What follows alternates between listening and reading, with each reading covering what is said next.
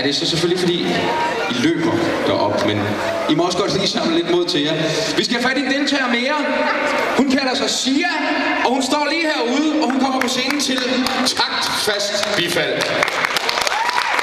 Hej Sia. Hvad skal du lave for os? Ja, til noget musik du har med? Ja, det er faktisk spansk musik. Okay. Indisk musik. Det er indisk. Spansk musik og til en indisk dans. Omvendt måske. Er du klar til det?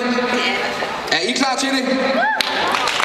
Så prøv at klappe med begge hænder for katten. Er I klar? Tak for det. Så kommer Sia.